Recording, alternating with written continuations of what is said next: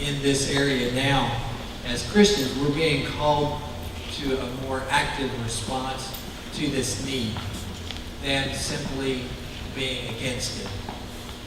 We're being called upon more and more to take an active role in ministering to those people who are facing that choice.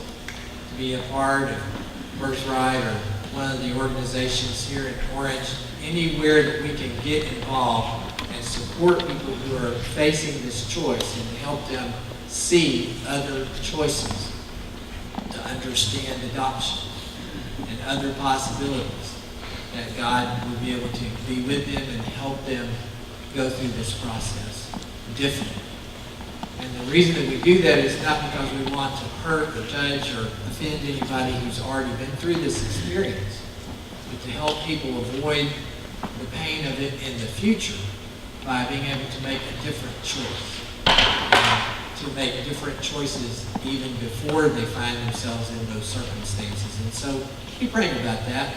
As we go through the days ahead, you'll have opportunities to be a part of that work. And in fact, some of the money that you give as a church family goes to Birthright and it helps with that process. Today I just wanted to mention quickly, I've had a few of you ask me about open carry, and is there anything that's going to happen here at the church about open carry? And I'm pleased to see nobody's open carry. And I wasn't sure about Nick, whether he was going to open carry. As a student minister, you got to defend yourself sometimes.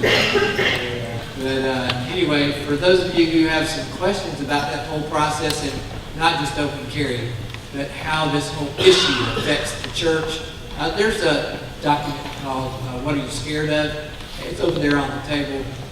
It's kind of similar to the thinkings, even some on crisis preparation. There's no reason to live in fear and anxiety.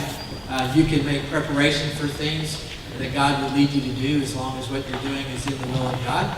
And that way you're prepared to deal with what comes on. Sort of like, how many of y'all have a spare tire? Do any of you have a spare tire? Do you actually have a tire tool? Yeah, how about a jack? You got one of those too? So you're a prepper. Okay. Just wanted to make sure. Hey, I want you to meet somebody you already know really well. Does that make sense? And she's going to come and stand with me along with her son and this other lady, I don't know, but anyway, Barbara Harris, her son Kenny. Kenny was baptized here.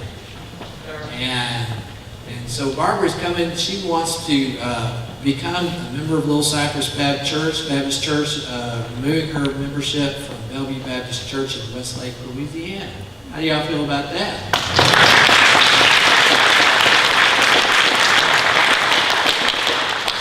She's a little shy, kind of like some of you, and so instead of dragging her up here, she and I are going to go right over there with the rest of these folks.